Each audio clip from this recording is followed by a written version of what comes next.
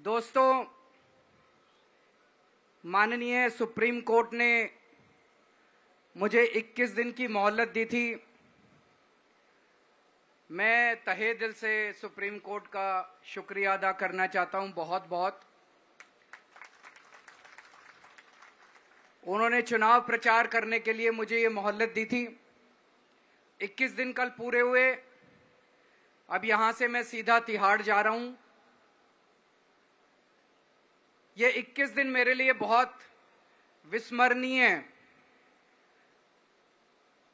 मैंने एक भी मिनट खराब नहीं किया। रात दिन 24 घंटे देश को बचाने के लिए प्रचार किया है। केवल आम आदमी पार्टी के लिए प्रचार नहीं किया, सारी पार्टियों के लिए प्रचार किया। बंबई भी गया, भिवंडी भी गया, हरियाणा भी गया, उत्तर प्रदेश भी गया, पंजाब भी गया, जमशेदपुर भी गया। जहां मौका मिला, जहां जिसने बुलाया, उसी के लिए प्रचार करने के लिए गया, देश बचाने के लिए। मेरे सामने देश था। आम आदमी पार्टी इंपॉर्टेंट नहीं है, आम आदमी पार्टी सेकेंडरी है, पहली हमारे लिए देश है। तो मैं दिल्ली के लोगों को कहना चाहता हूं, आज आपका बेटा दोबारा जेल जा रहा है, इसलिए नहीं कि मैंने कोई भ्रष्टाचार किया है, इसलिए कि मैंने तानाशाही के खिलाफ आवाज उठाने की जरूरत की है। इस प्रचार के दौरान एक सबसे बढ़िया बात यह हुई कि सारे देश के सामने प्रधानमंत्री श्री नरेंद्र मोदी जी ने यह कबूल किया कि उनके पास मेरे खिलाफ रत्ती भर भी सबूत नहीं है। तो एक टीवी चैनल के इंटरव्यू में उस टीवी वाले ने मोदी जी से पूछा कि प्रधानमंत्री जी, ये केजरीवाल चारों तरफ कहता घूम रहा है कि आपके पास उसके खिलाफ कोई सबूत नहीं है, आपके पास उसके खिलाफ कोई रिकवरी नहीं है, फिर आपने उसको गिरफ्तार कैसे कर रखा है? पता है प्रधानमंत्री जी ने क्या कहा? प्रधानमंत्री जी कहते हैं, मैं मानता हूं कि केजरीवाल के खिलाफ कोई सबूत नहीं है, मैं मानता हूं कि केजरीवाल के खिलाफ कोई रिकवरी नहीं है, क्योंकि केजरीवाल अनुभवी चोर है।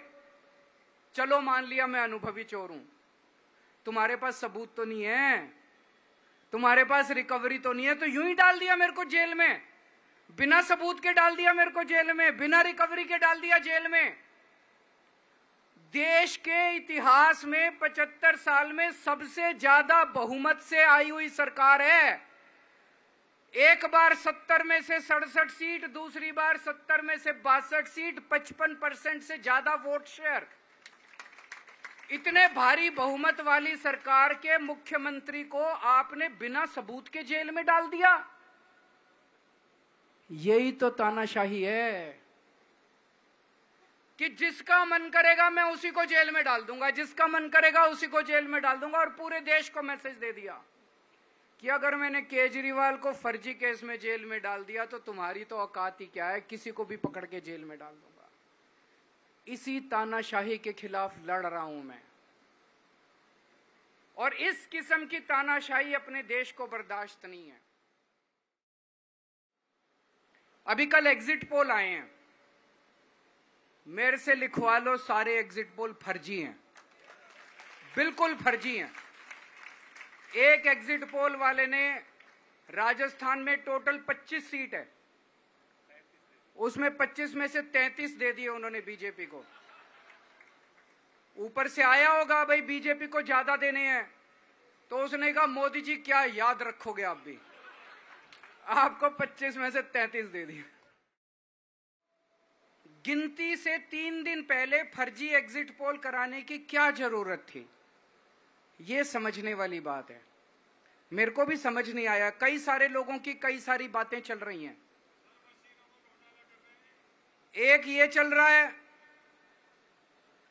कि इन्होंने मशीनों का घोटाला कर दिया, लेकिन मैंने संदीप पाठक को भी बोला है और मैं सारे इंडिया गठबंधन की पार्टियों को बोलना चाहता हूं, अपने अपने काउंटिंग एजेंट को बोल दो पूरी तरह से सतर्क रहे। आखिरी तक अगर हार भी रहे हैं तब भी उठ के ना आए। कई बार क्या होता है, 1 राउंड में, 2 राउंड में, 3 राउंड में हार गए तो उठ के चले जाते हैं। उठ के नहीं जाना। सबसे लास्ट में रैंडम जितने बूथ होते हैं, ईवीएम मशीन होती है, उसकी पर्चियां पड़ती हैं। उन पर्चियों में से 5% पर्चियां उठाई जाती हैं। उन 5% ईवीएम की मैचिंग वीवीपैट की स्लिप से कराई जाती है। वीवीपैट पे जो स्लिप है उसकी काउंटिंग होती है, जैसे बैलेट पेपर की काउंटिंग होती थी, और उसकी काउंटिंग और ईवीएम की चेकिंग होती है दोनों की। एक भी मशीन अगर मैच ना करे तो वहां चुनाव रद्द कर दिया जाता है। तो अगर आपने ये चेकिंग कर ली वहां पे, तो इसका मतलब फिर ईवीएम का घोटाला हम बचा सकते हैं। फिर ईवीएम के घोटाला अगर कर रखा इन्होंने तो हम उसको एक्सपोज कर सकते हैं।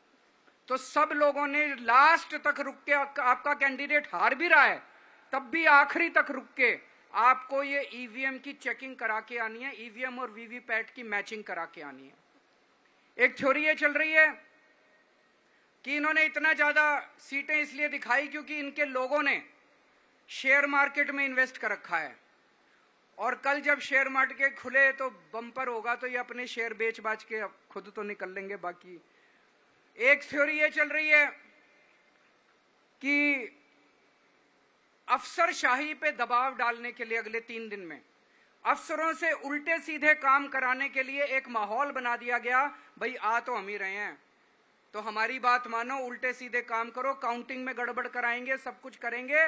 लेकिन फिर से मैं कह रहा हूं, अपने को, अपने काउंटिंग एजेंट, एआरओ, सब आरओ, सब लोगों को अपने को ट्रेन करके भेजना है और अपने को चौकन्ना रहना है। बाद में हम कहते रहे इन्होंने ये कर दिया, उसका कोई फायदा नहीं होगा। अभी अपने को चौकन्ना रहना है। एक थ्योरी ये चल रही है कि अगर इन्होंने कल ही कम सीट दिखा दी होती एग्जिट पोल वालों ने, तो हो सकता है कि इन दोनों के खिलाफ आरएसएस में और बीजेपी में कल ही बगावत शुरू हो जाती। 4 तारीख तक इंतजार ही नहीं होता, हो सकता है।